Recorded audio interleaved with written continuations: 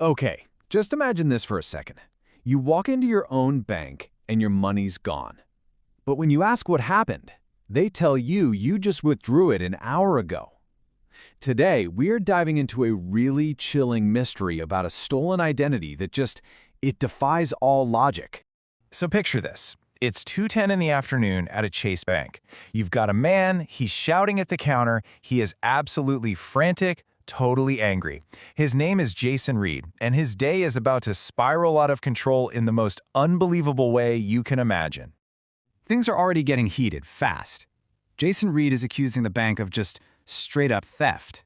So the manager has to step in, and they turn to the one thing that can't lie, the bank's own system records. And this is where the story gets really weird, right away. Jason is insisting, "I literally just walked in the door." But the bank's computers, they are crystal clear. A $5,000 withdrawal was made at 1:25 p.m. The manager's just standing there, firm, saying, "Sir, according to our system, you withdrew that money yourself." So you've got this standoff. Jason is furious. The bank's records are not budging, so there's really only one way to settle this whole thing. The manager decides to pull up the security footage. It's the only objective witness they've got. But here's the thing. When they play back that security footage, the mystery doesn't get solved. No, it gets a whole lot deeper. So this is what they see. The video from 1:25 p.m. shows a man who looks exactly like Jason, just calmly making the withdrawal. And then, only 45 minutes later, the very same Jason Reed shows up to report it stolen. How? How can a person be in two places at once? As Jason is watching this screen, all that anger just melts away into total shock. The man in the video turns his head and Jason just cries out. You can hear the disbelief in his voice. That's me. He's literally staring at his own face on the monitor. And you can totally see why the bank was so sure, right? This wasn't just some random lookalike. The guy on the tape had Jason's voice, he showed Jason's official ID, and he even used the right social security number. We hear about digital deepfakes, but this was something else. This was a perfect physical copy. As far as the bank was concerned, the transaction was absolutely flawless. So at this point, it's way beyond a bank dispute. The police are on their way. All right, so the police arrive, and their investigation kicks off. Their first thought has to be some kind of sophisticated imposter, right?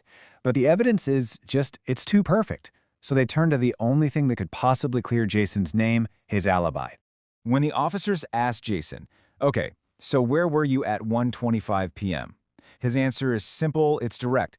He says he was at home, and that his wife can vouch for him. And she does. When they call her, Jason Reed's wife confirms his story without even a second of hesitation. "Yes," she says, "he was with me at home the entire time." So now the police have this solid alibi that completely contradicts the bank's perfect video evidence. They're stuck. But even with the alibi, something just doesn't feel right to the officers. The evidence back at the bank is just too strong to just throw out. They decide the only way they're going to get to the bottom of this is to search Jason Reed's house. So they get to the house, and at first, everything seems pretty normal. But as the police are searching, their attention gets drawn to one thing: a single locked door that leads down to the basement. Jason gets a little hesitant, he tries to brush it off. "Oh, that's just a storage room," he says. "We haven't opened it in a while."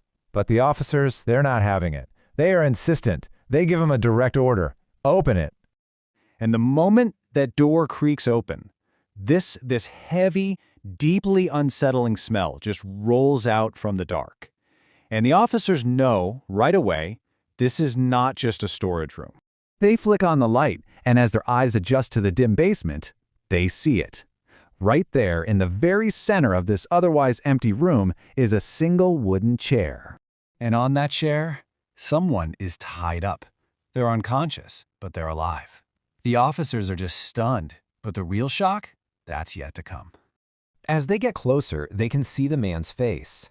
And it is identical, absolutely identical to Jason Reed's. The same Jason Reed who's standing right behind them. The room just goes completely silent. There are two of them. The officer turns, slowly, from the man tied to the chair to the man who let them into the house. He only has one question. Then, who are you? And a small smile just creeps across the face of the man they thought was the victim. He speaks slowly, calmly, and confesses everything in one single sentence. I'm the one who went to the bank. He's the imposter. The man tied to the chair, that's the real Jason Reed. So they arrest the imposter. But when the forensic reports come back, the mystery just explodes into this fundamental question about identity itself. The imposter's fingerprints? A perfect match to the real Jason Reed's. His DNA? Also a perfect match. Biologically, scientifically, they are the exact same person. Think about it. All the systems we have for identifying people, fingerprints, DNA, they all say these two men are one and the same. Which leaves us with this final, chilling question that goes way beyond a simple crime. If every piece of biological evidence, every single marker of identity that we trust, says these two people are the same person, how do you even begin to prove who the real one is?